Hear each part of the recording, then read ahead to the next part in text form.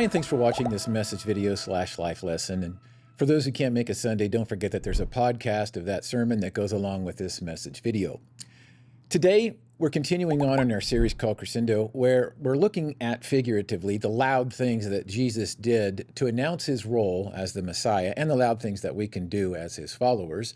And today we're examining the story of when Jesus raised his good friend Lazarus from the dead, which was a very strategic event on Jesus's part, because if you think about it, most of the crescendo up to this point was created by healing people from sickness and disease. For instance, last week we talked about how Jesus had 2 different mass feedings and how both of those mass feedings were of people who had previously been healed of a variety of different sicknesses and diseases, which begs this question.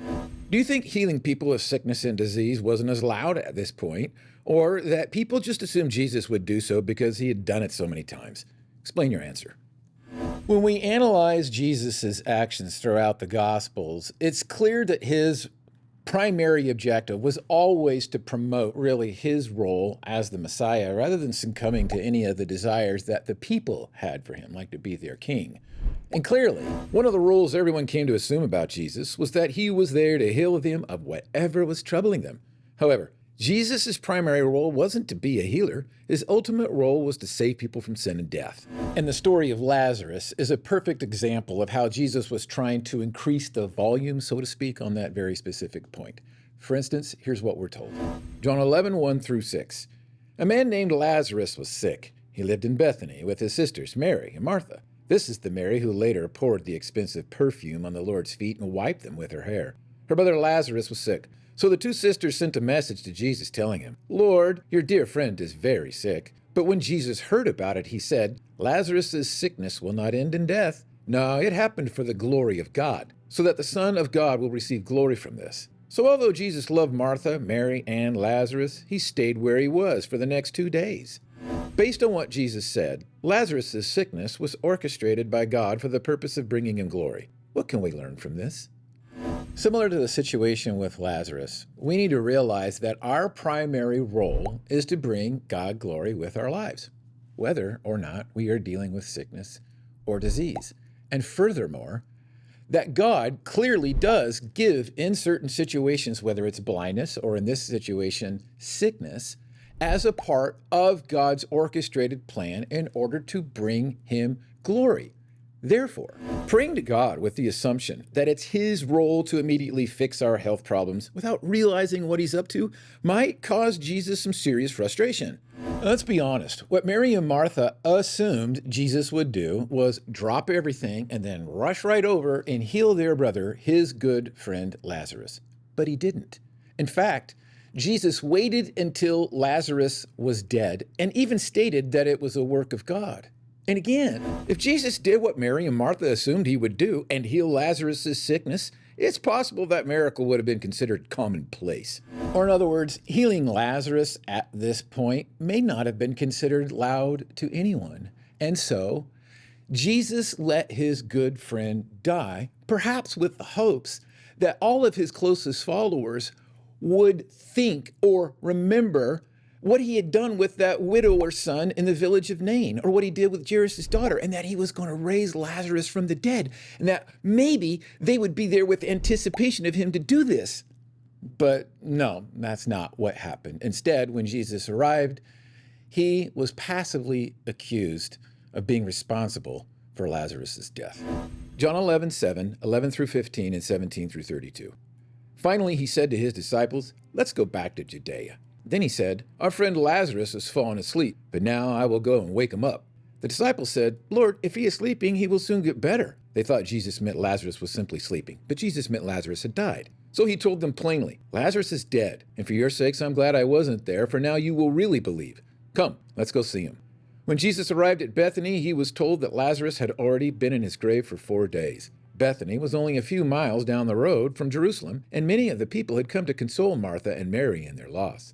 When Martha got word that Jesus was coming, she went to meet him, but Mary stayed in the house. Martha said to Jesus, "Lord, if only you had been here, my brother would not have died. But even now I know that God will give you whatever you ask." Jesus told her, "Your brother will rise again." "Yes," Martha said, "he will rise again when everyone else rises at the last day." Jesus told her, I am the resurrection and the life. Anyone who believes in me will live, even after dying. Everyone who lives in me and believes in me will never die. Do you believe this, Martha? Yes, Lord, she told him. I've always believed you are the Messiah, the Son of God, the one who has come into the world from God. Then she returned to Mary. She called Mary aside from the mourners and told her, the teacher is here and wants to see you. So Mary immediately went to him. Jesus had stayed outside the village at the place where Martha met him. When the people who were at the house consoling Mary saw her leave so hastily, they assumed she was going to Lazarus' grave to weep. So they followed her there. When Mary arrived and saw Jesus, she fell at his feet and said, Lord, if only you had been here, my brother would not have died. When Jesus said to Martha, your brother will rise again, do you think he was probing to see if Martha believed he was there to raise Lazarus? Or do you think he was trying to subtly let her in on what was about to happen? Explain your answer. And if Martha and Mary's reaction to Jesus was, finally you're here, will you raise our brother like you have done with others? Instead of, Lord, if only you had been here, my brother would not have died. How do you think Jesus would have responded? Clearly, Mary and Martha, not to mention the disciples, and perhaps everybody else that was there, had expectations of Jesus. And their expectations were, yeah, this is your job. This is what you're supposed to do. But Jesus didn't do that. And when he arrived on the scene, instead of a people filled with great faith, which is the number one thing that he was trying to develop inside of them throughout all of the time that he was with them, he instead arrived at a group of people who were confused, and they were defensive, and they were hurting, and they were filled with all kinds of accusations about what it was that he had done wrong. And this is the way that John records Jesus felt about everything. John 11:33 through 44. When Jesus saw her weeping and saw the other people wailing with her, a deep anger welled up within him, and he was deeply troubled. Where have you put him? He asked them. They told him, Lord, come and see. Then Jesus wept. The people who were standing nearby said, see how much he loved him? But some said, this man healed a blind man. Couldn't he have kept Lazarus from dying? Jesus was still angry as he arrived at the tomb, a cave with a stone rolled across its entrance. Roll the stone aside, Jesus told them. But Martha, the dead man's sister, protested, Lord, he has been dead for 4 days. The smell will be terrible. Jesus responded, didn't I tell you that you would see God's glory if you believe? So they rolled the stone aside. Then Jesus looked up to heaven and said, Father, thank you for hearing me. You always hear me. But I said it out loud for the sake of all these people standing here so that they will believe you sent me. Then Jesus shouted, Lazarus, come out! And the dead man came out, his hands and feet bound in grave clothes, his face wrapped in a headcloth. Jesus told them, unwrap him and let him go. Based on the emotions Jesus was experiencing, anger and troubling, why do you think he wept? Explain your answer. When you've done everything possible to explain yourself and yet someone doesn't get your point, does that ever frustrate you? Explain your answer. What do you think Jesus wants us to learn about living loud for him from the story of Lazarus? The word troubled means to be agitated or to be irritated or to be annoyed. So when John said that the actions of all of the people with Mary and Martha troubled Jesus, what he was saying is that Jesus became annoyed and he became irritated with them. And the reason is simply this. When he arrived, instead of a people filled with great faith and hope and expectation in his mighty and massive power, believing in the Crescendo that he had created already to this point, instead, what he arrived to was a group of people filled with expectations based upon their entitlement because of their relationship with Jesus. They believe he owed them something. This is a bad attitude problem. And if we're not careful, we could end up having the same type of attitude problem that they had, and in the process not live very loud for God at all. In fact, if we are living loud, it's in the wrong way. And because this is such a big problem within the church still today, it's what I'm going to be talking about on Sunday, and I hope you can join me.